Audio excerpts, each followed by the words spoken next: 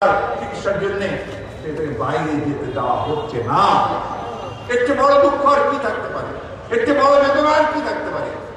একই সঙ্গে আমাদের বেদনা সেই আসে যে আজকে আমরা যখন দেখি রাস্তায় সেই আগের চেয়ে যে রাস্তায় মানুষ পড়ে থাকে, ফুটপাতে পড়ে থাকে, তাদের সংখ্যা আরো বেড়েছে, কমেনি। দারিদ্রের সংখ্যা আরো বেড়ে গেছে। কিছু মানুষ বড়লোক হচ্ছে, কিছু কোটিগত মানুষ যারা এই সরকারের মদতপুষ্ট, অর্থনীতিকে এরা ধ্বংস করে দিয়েছে, আমাদের বিচার ব্যবস্থাকে ধ্বংস করে দিয়েছে।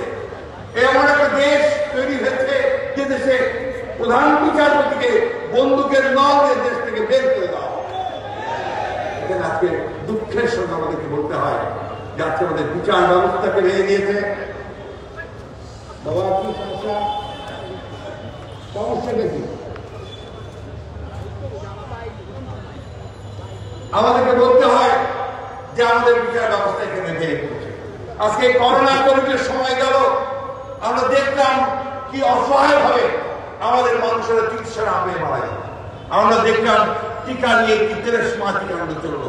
এখন আমরা দেখতে পাচ্ছি চতুর্দিকে দুর্নীতি, দুর্নীতি আর দুর্নীতি। আজকে সকলের খবরের কাগজে দেখছিলাম আওয়ামী লীগের সরকারের মন্ত্রীরা, আওয়ামী লীগ এই সরকার খুব বড় বড়াই করে, উন্নয়ন উন্নয়ন করে, তাই না?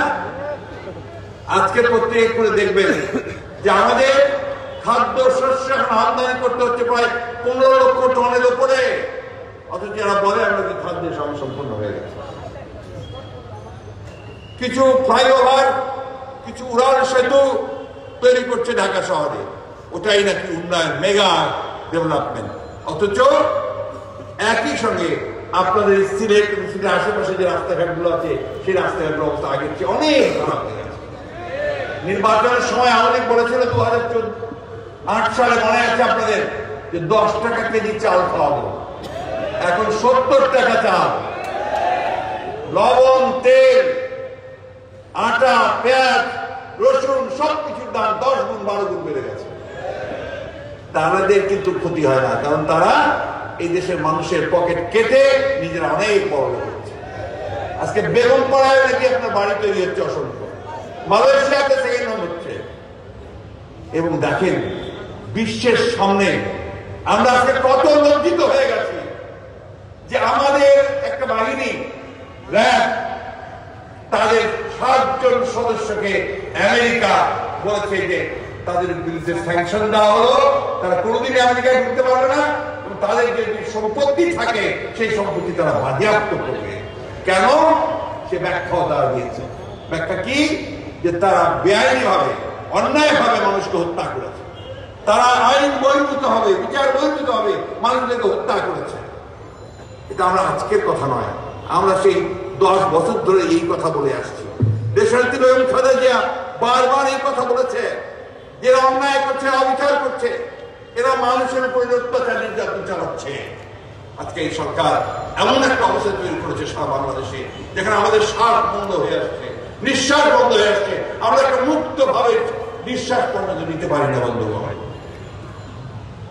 আমাদের দুর্ভাগ্য যে আহমেদের হাফিজের মতো মানুষেরা আছেন যারা যুদ্ধ করেছিলেন, যুদ্ধ করে স্বাধীন করেছিলেন, আর আজকে 50 বছর পরে আমাদেরকে বলতে হচ্ছে আমরা তো স্বাধীনতা কি পেয়েছি? আসলে আমরা কি মুক্ত হতে পেরেছি?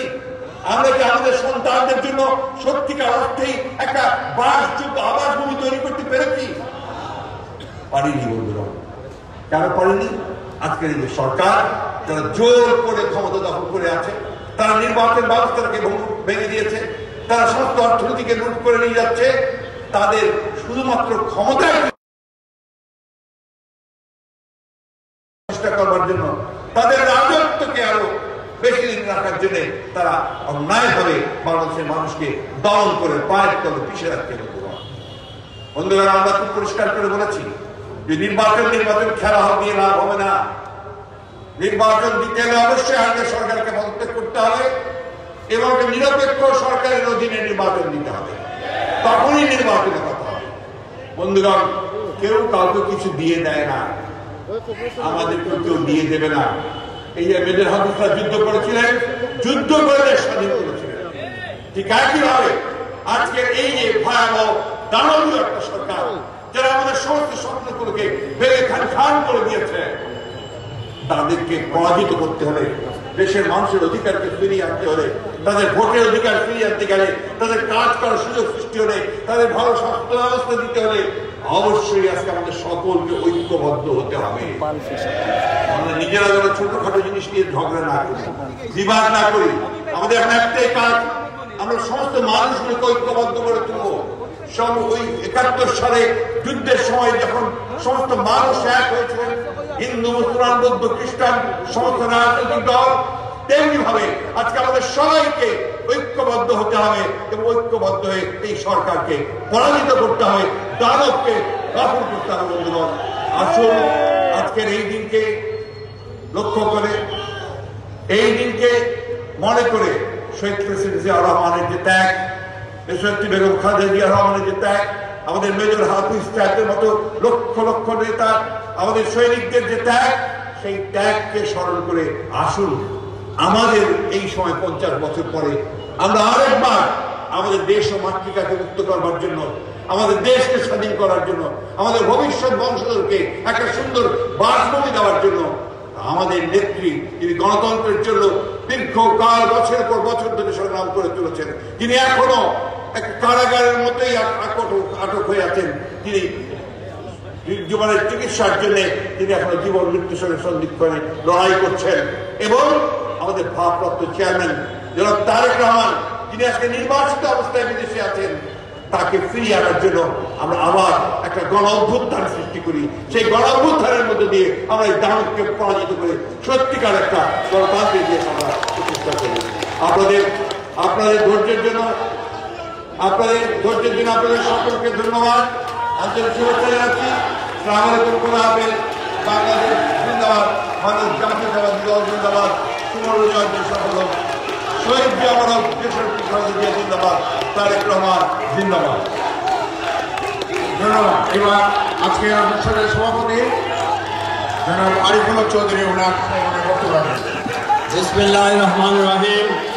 আজকে শুভমুহূর্তে আজকে অনুষ্ঠানের সম্মানিত প্রধান অতিথি, বিশেষ অতিথিবৃন্দ এবং আমাদের জেলা মহানগর এবং সিলেট বিভাগের সকল নেতৃবৃন্দের সহযোগিতায় আজকে সিলেটের আগমন, এই সুন্দর সার্থক সফল সম্মেলন করার জন্য আমি এই পরিষদের পক্ষ থেকে আপনাদেরকে অভিনন্দন এবং শুভেচ্ছা জানিয়ে আগামী দিনে বেগম খালেদা জিয়ার নেতৃত্বে, দেশ নায়ক তারেক রহমানের নেতৃত্বে আন্দোলন করে আমরা আমাদের অধিকার প্রতিষ্ঠা করব, সেই প্রত্যাশা নিয়ে আজকের সভা এখানে সমাপ্তি ঘোষণা করলাম। খোদা হাফেজ।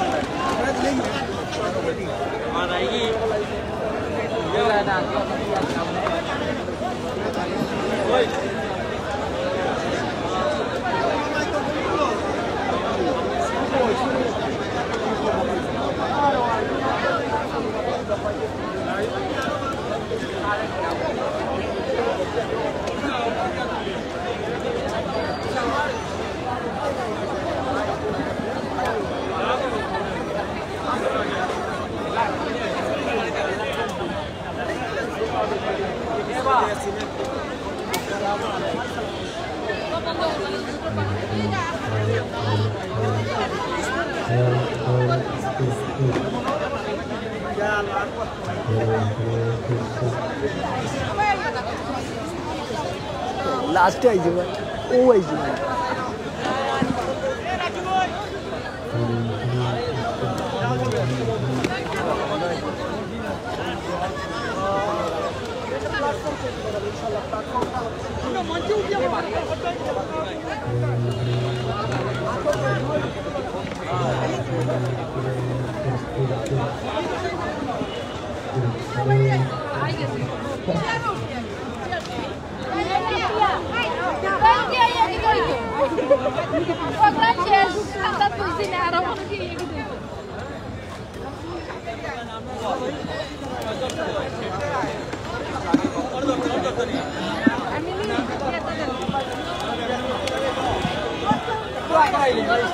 I'm আরে বাবু তুই ডিস্টার্ব দিলে না আমার সিনিয়র ভাই প্রিয় বল ঠিক আছে ইও কই গেলা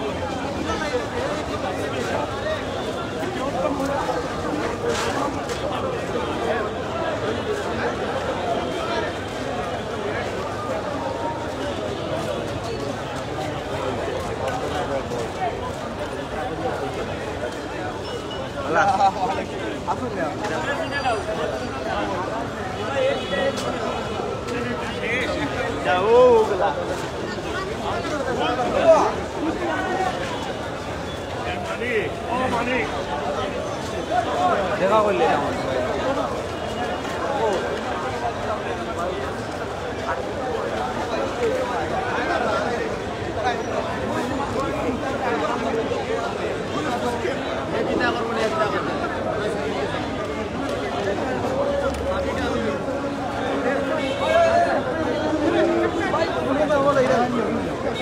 Oh,